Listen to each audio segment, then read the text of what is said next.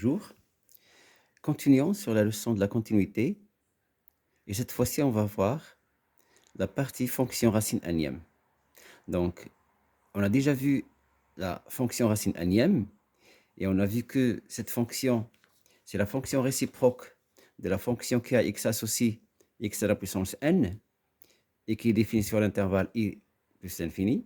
La fonction racine énième qui est la fonction réciproque est notée racine énième de x avec f moins 1 de x est égal à racine énième de x. Et cette fonction est définie dans un intervalle qu'on a appelé j, tel que j c'est f de i. Et j est égal à aussi 0 plus l'infini.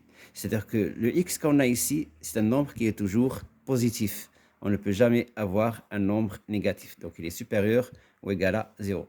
Alors on avait vu quelques propriétés. J'aimerais bien rappeler quelques-unes. Donc on avait vu que si on a la racine carrée, pardon, la racine énième de a puissance n, alors ça donne a.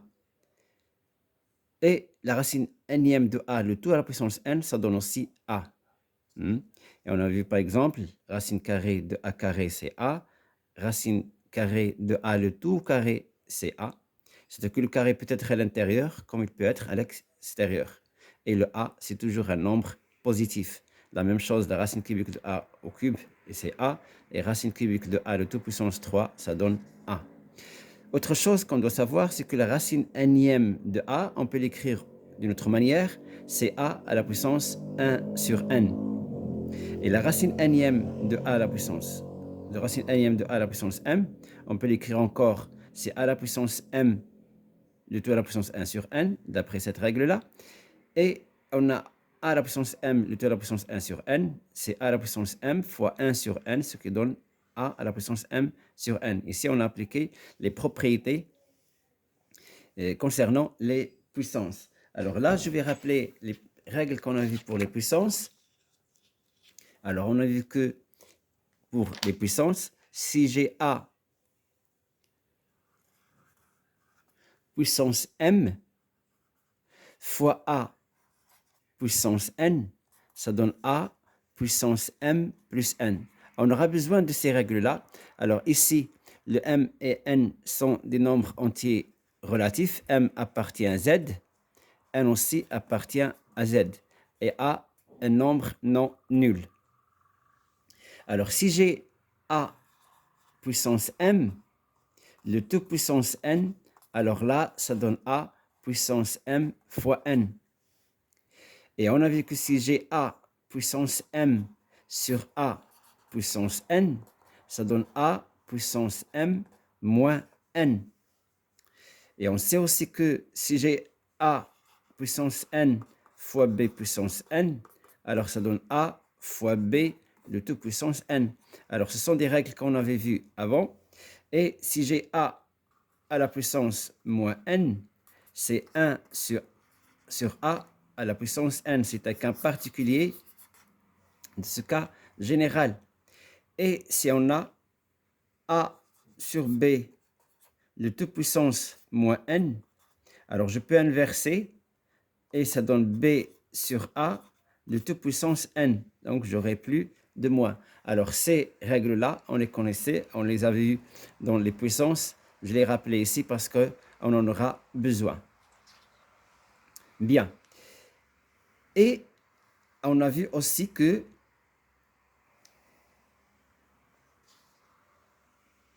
on peut faire des applications. On en a déjà dit. On a déjà dit ça avant. Donc, je vais prendre des exemples. Donc, application.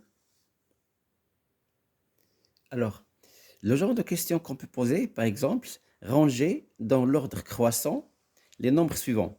Racine quatrième de 6, racine cubique de 5 et racine carrée de 2. Alors pour cela, on va poser a est égal à racine quatrième de 6, b est égal à racine cubique de 5 et c est égal à racine carrée de 2. Et qu'est-ce qu'on va faire? On va chercher le plus petit multiple commun de 4, 3 et de 2 qui est là. Donc le plus petit multiple commun de ces trois nombres, 4, 3 et 2, c'est 12. Maintenant, on va calculer a puissance 12, b puissance 12 et c puissance 12. Alors, a puissance 12, c'est racine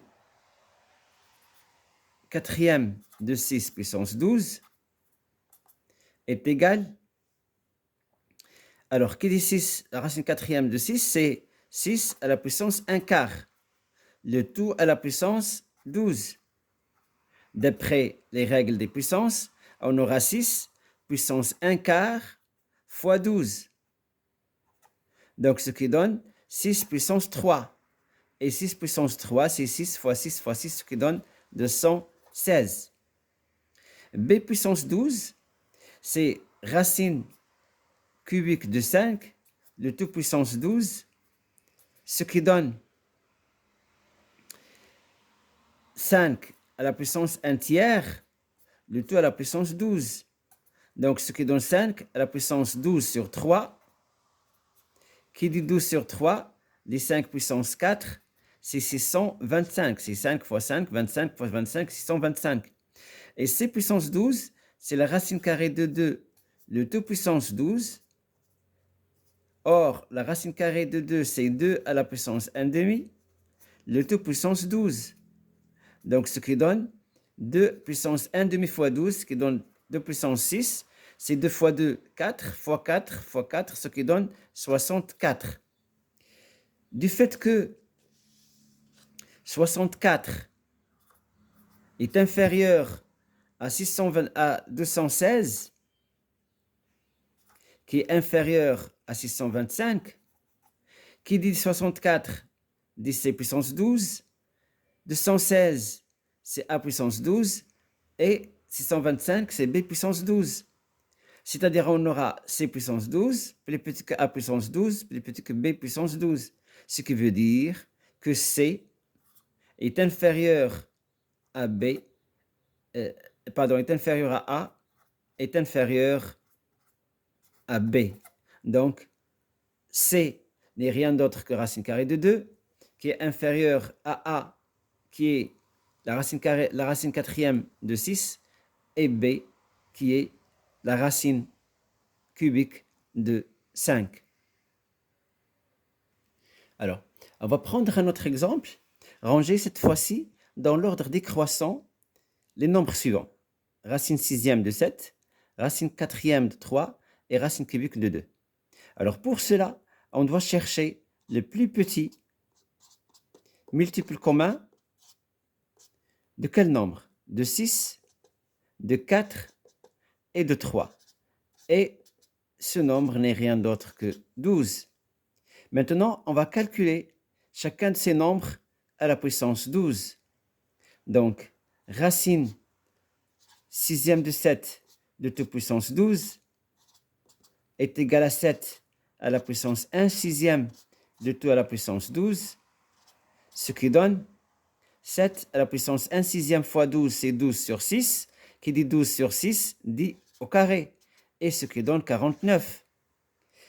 La racine quatrième de 3, puissance 12, est égale à 3 à la puissance 1 quart, d'après la règle qu'on avait vue, le tout puissance 12, ce qui donne 3 à la puissance 1 quart fois 12, d'après les règles des puissances, ce qui donne 12 sur 4, ce qui donne 3, et 3 puissance 3, c'est 3 fois 3 fois 3, ce qui donne 27.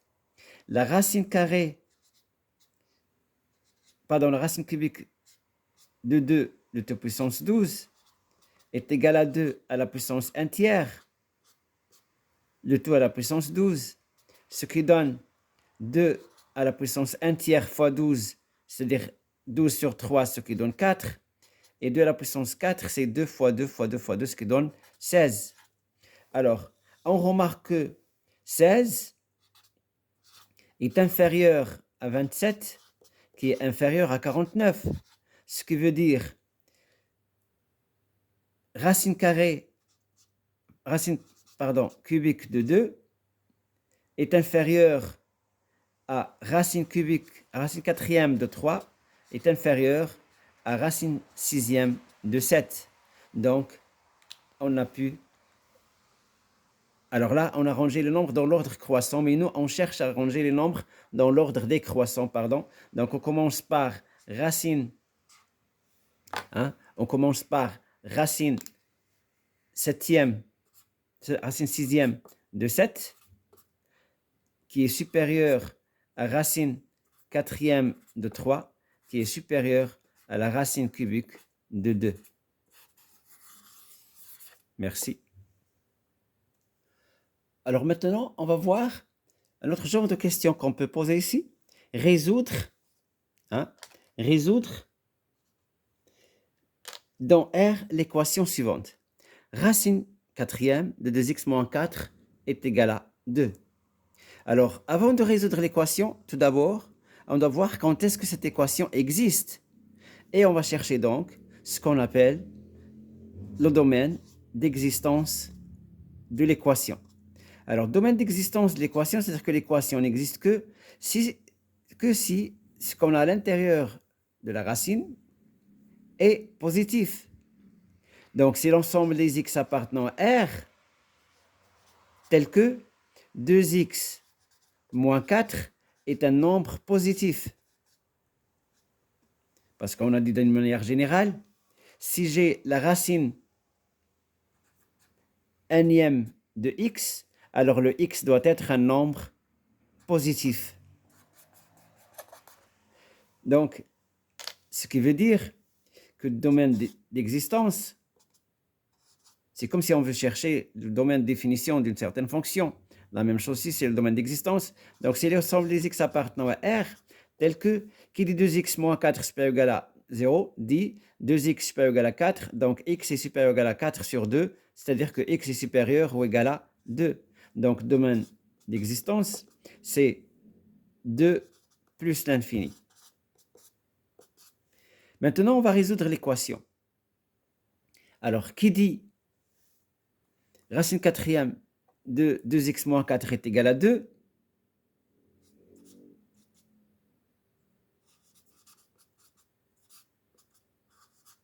équivaut à dire que si j'enlève tout ça à la puissance 4,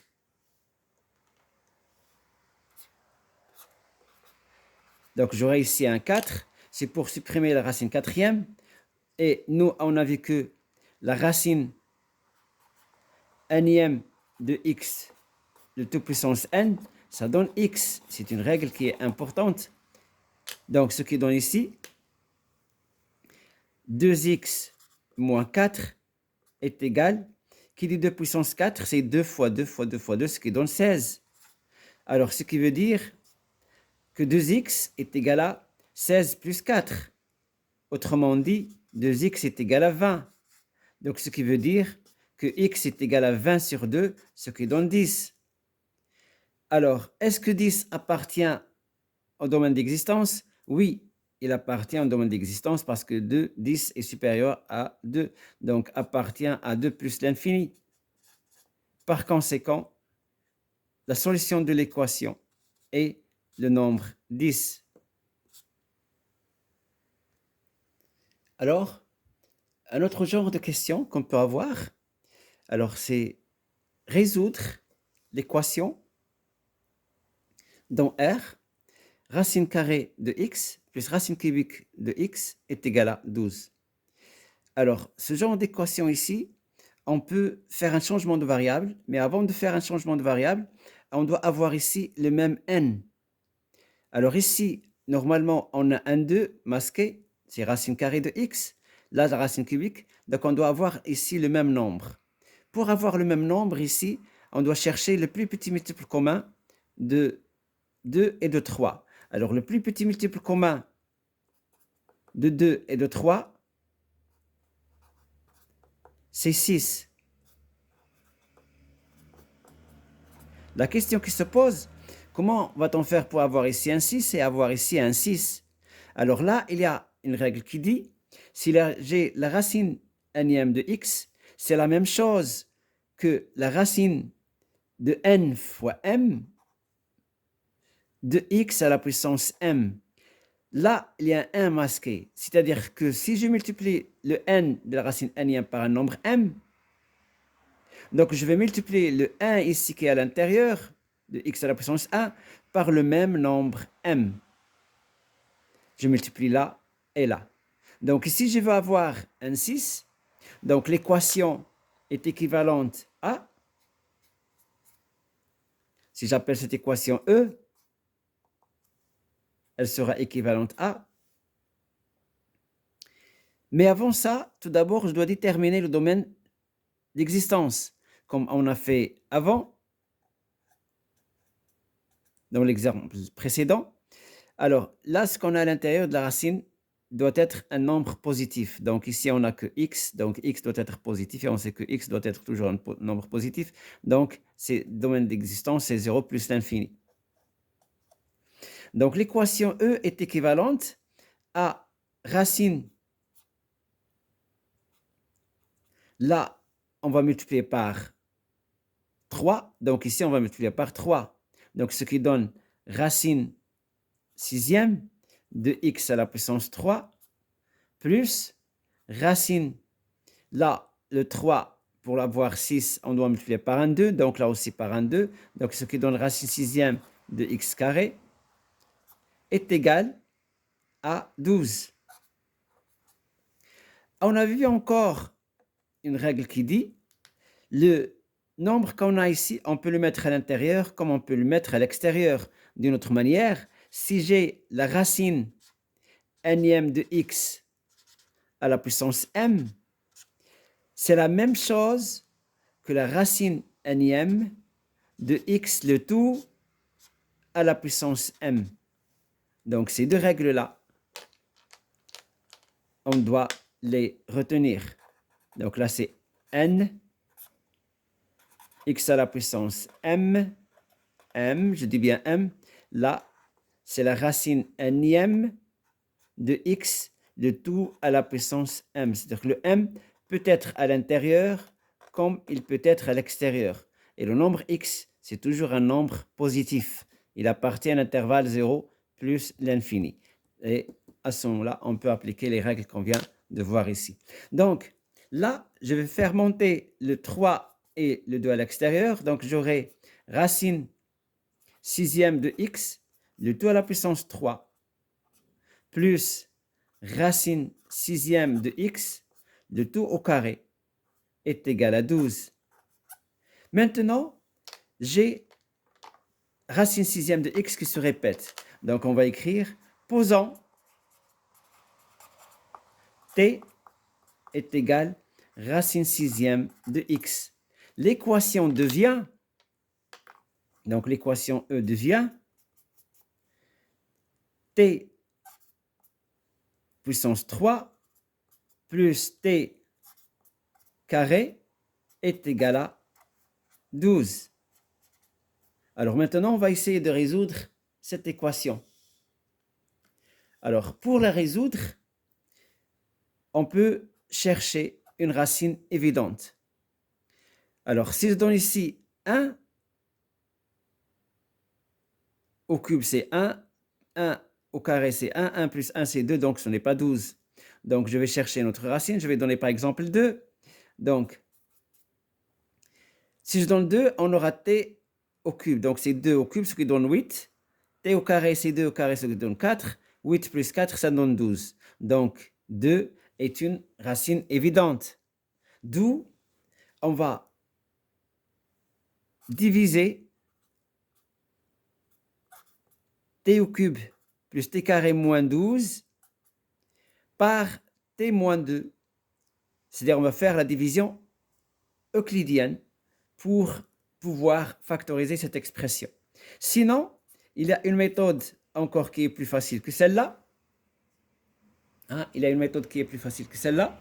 Alors, je vais distribuer le 12, ce qui donne t au cube moins 8 plus t carré moins 4 est égal à 0. Et on va factoriser ici. Donc, ce qui donne t au cube, c'est a au cube moins b au cube. Donc, ce qui donne a moins b, c'est-à-dire c'est t moins 2, le tout facteur de a carré, ce qui est t carré, plus AB, c'est-à-dire c'est t fois 2 plus 2t, plus b carré, c'est 2 au carré, ce qui donne 4. Plus là, on a t moins 2, le tout facteur de t plus 2 est égal à 0. Donc, j'aurai ici, donc la suite,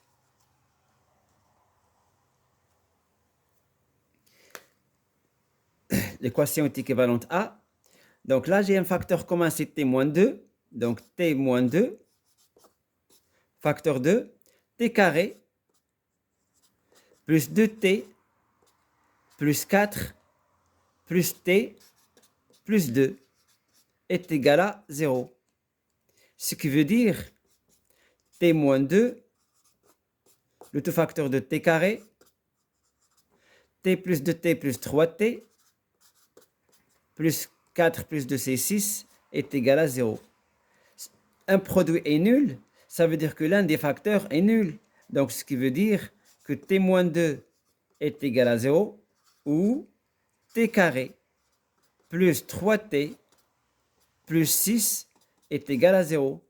Là, ça veut dire que t est égal à 2, ou alors là, on va chercher à déterminer les racines de cette équation s'il y en a. Donc, pour cela, on doit calculer delta. Alors, delta, normalement, est égal à b carré moins 4ac. Le b, c'est 3 au carré, moins 4ac, 4 fois 1 qui est masqué ici, fois 6, ce qui donne 24. Donc, 9 moins 24 est égal à moins 15. C'est un nombre négatif. Donc, cette équation n'a pas de solution. T carré plus 3t plus 6 n'a pas de solution. T carré plus 3t plus 6 est égal à 0 n'a pas de solution. Donc, la seule solution de cette équation, c'est t est égal à 2. Qui dit t est égal à 2, je reviens au changement qu'on avait fait. On avait posé t est égal à la racine sixième de x. Et nous, on cherche x. C'est-à-dire que la racine sixième de x est égale à 2. Hein? Ce qui veut dire, pour supprimer la racine sixième, alors on doit mettre puissance 6. Donc là, puissance 6 et là, puissance 6. Hein? Parce qu'on sait que si j'ai la racine nème de x, pour avoir ici un x, je dois mettre puissance n. Alors, c'est une règle qu'on avait vue. Donc, ce qui donne x est égal à 2 puissance 6. Et qui dit 2 puissance 6 fois 2 fois 2, fois 2 fois 2, fois 2 fois 2, 4 fois 4, 16, fois 4, 64. Est-ce que 64 appartient au domaine d'existence? Oui, c'est un nombre positif et le domaine d'existence, c'est 0 plus l'infini. Donc, la seule solution de l'équation est le nombre 64. Merci. Alors maintenant, on va voir un autre genre de question qu'on peut poser. Calculons la limite quand x tend vers 1 de x moins 1 sur la racine carrée, pardon, la racine cubique de x moins 1. Alors là, quand x tend vers 1, on aurait ici x moins, qui est 1 moins 1, ça donne 0. Sur racine cubique de 1, c'est 1, moins 1, c'est 0. Donc, c'est une forme indéterminée. Alors, que doit-on faire ici? Donc, là, on a le choix. Ou bien de factoriser x moins 1, ou de faire un changement de variable. Alors ici, on ne peut pas multiplier par le conjugué parce qu'on n'a pas une racine carrée. Donc, il n'y a pas de conjugué. Donc, mais là, on peut appliquer la règle qui dit, ou bien l'identité remarquable, a au cube moins b au cube, c'est a moins b, le tout facteur de a carré plus ab plus b carré. Donc là, on va essayer d'appliquer cette identité remarquable. La question qui se pose, quel est le a et quel est le b? Alors le a pour nous ici, c'est racine cubique de x. Et le b, c'est 1. Donc, qu'est-ce qu'on aura ici? On aura a au cube, c'est racine cubique de x au cube moins 1 au cube est égal à, c'est racine cubique de x moins 1 facteur de a carré, c'est racine cubique de x au carré, plus ab plus 1 fois racine cubique, ce qui donne racine cubique de x, plus b carré, c'est 1 au carré, ce qui donne 1. Alors, si on calcule ici, racine cubique de x, le tout au cube, c'est x, moins 1 au cube, c'est 1. Donc, x moins 1 qu'on a ici est égal à ça. Donc, on va remplacer ça par ça. Donc, l'expression a est égale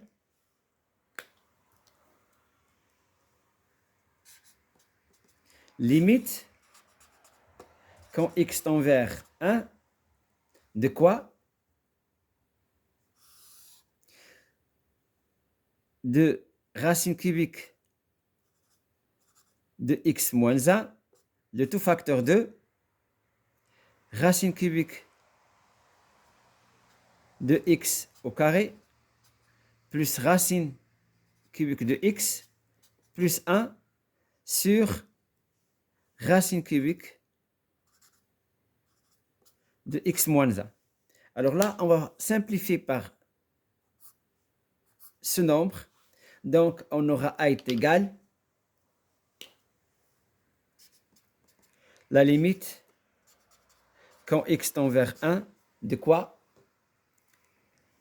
De racine cubique de x carré plus racine cubique de x plus 1. Alors, si on fait le calcul, 1 racine cubique, ça donne 1 au carré, c'est 1, plus racine cubique de 1, c'est 1, plus 1, ce qui veut dire que a est égal à 3. Donc, on a pu calculer le nombre limite quand x tend vers 1 de x moins 1 sur racine cubique de x moins 1. Alors, maintenant, on va essayer de calculer cette limite. Alors, quand x tend vers plus l'infini de 3x, la racine cubique de x, donc 3x moins la racine cubique de x sur la racine cubique de x plus 2. Si j'essaie de remplacer ici, donc on aura ici plus l'infini, moins l'infini. Ça, c'est une forme indéterminée sur l'infini. Donc, tout d'abord, on doit régler ces problèmes. Donc là, je vais essayer de faire un changement de variable. Alors, posons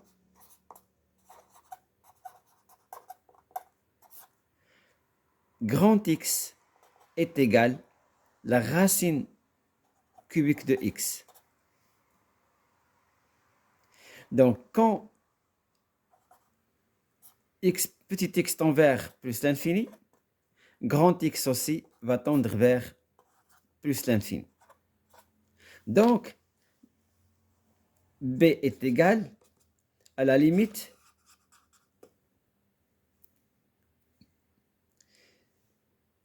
quand grand X tend vers plus l'infini. Alors, 3x. Alors, x, on doit le chercher. Alors, ici, on a dit que, posons grand X, c'est la racine cubique de x. Donc, pour avoir petit x, on doit faire le tout puissance 3. Alors, si je fais ici tout puissance 3, ça donne petit x. Et ça, puissance 3, donc ça donne est égal à x puissance 3. Donc, j'aurai ici est égal à 3x puissance 3. Moins, alors, la racine cubique de x, c'est grand X, sur la racine cubique de x, c'est grand X, plus 2. Donc, quand x tend vers plus l'infini, ici, on a deux polynômes. Un polynôme sur un polynôme. Donc, on prend le plus grand degré. Ça veut dire que b est égal à la limite, quand x tend vers plus l'infini, de 3x carré, pardon, de 3x cube sur x, ce qui donne 3x carré. Donc, b est égal à la limite, quand x tend vers plus l'infini, de 3x carré. Et 3x carré quand x tend vers plus l'infini, sa limite c'est plus l'infini. Donc b est égal à plus l'infini. Merci.